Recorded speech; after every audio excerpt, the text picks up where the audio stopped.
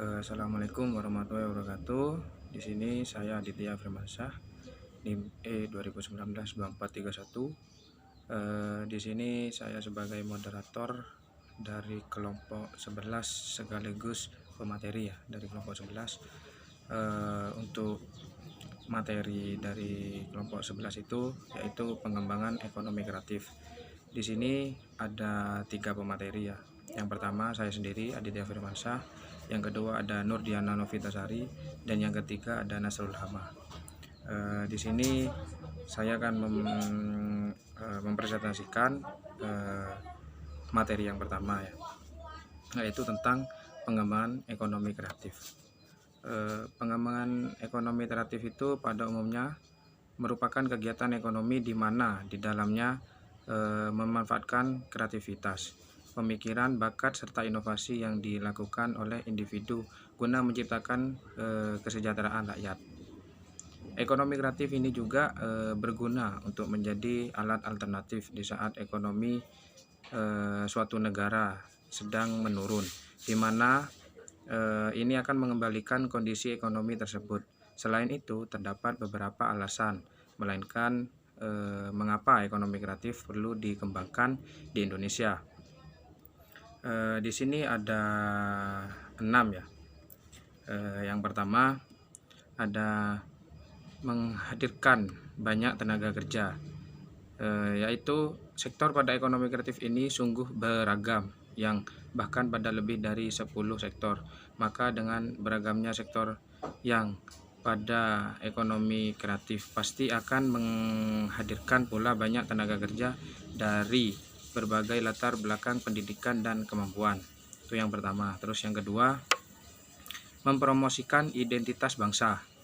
Identitas bangsa dapat diciptakan apabila kita memiliki suatu ciri khas dan budaya terdiri yang tidak dimiliki oleh negara lain, seperti itu ya.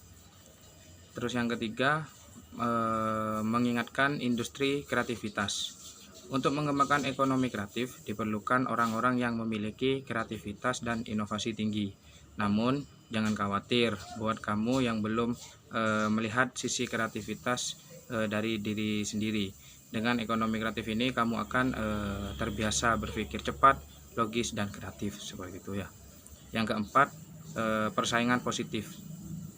Alasan mengapa ekonomi kreatif perlu dikembangkan di Indonesia. Yang keempat yaitu memberikan dampak positif atas ketiga alasan yang saya sebutkan tadi ya, yang tiga itu.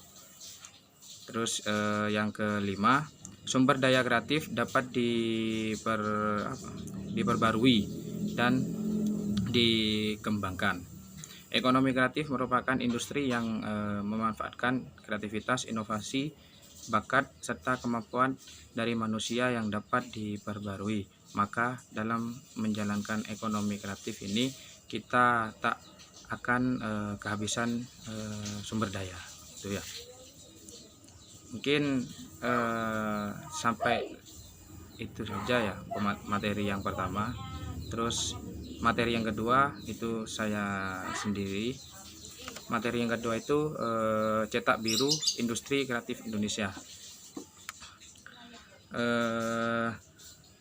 Seperti tertuang pada cetak biru pengembangan ekonomi kreatif di Departemen Perdagangan pada 2004 sampai 2009 bahwa pengembangan ekonomi kreatif tahap pertama di Indonesia periode 2004-2009 sebenarnya diharapkan menghasilkan kreativitas modal sosial, begitu ya, yang meliputi 4 unsur. 4 unsur tersebut yaitu yang pertama membentuk komunikasi kreatif, dan yang kedua kesadaran berkreasi, keempat perluasan jejaring, yang keempat kolaborasi orang kreatif, gitu ya. Setelah kreativitas modal sosial terbentuk, langkah berikutnya adalah membentuk cetak biru industri kreatif Indonesia yang dibagi menjadi 2 tahap. 2 tahap tersebut ada tahap penguatan dan juga tahap akselerasi ya. Untuk tahap penguatan itu, pada tahap ini kontribusi industri kreatif ditargetkan mencapai 6-8% terhadap PDB real nasional. Kontribusi ekspor IKA diharapkan mencapai 6-8% dari ekspor nasional. Seperti itu ya.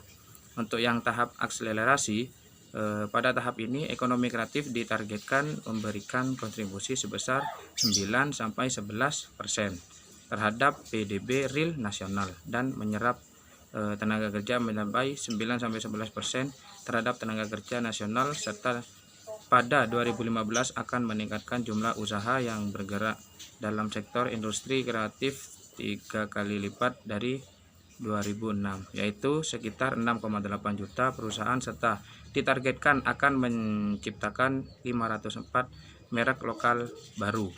Seperti itu ya. Mungkin itu saja dari saya, kurang lebihnya saya mohon maaf. Bisa lanjut ke pemateri selanjutnya, yaitu Nur Diana Novitasari. Terima kasih.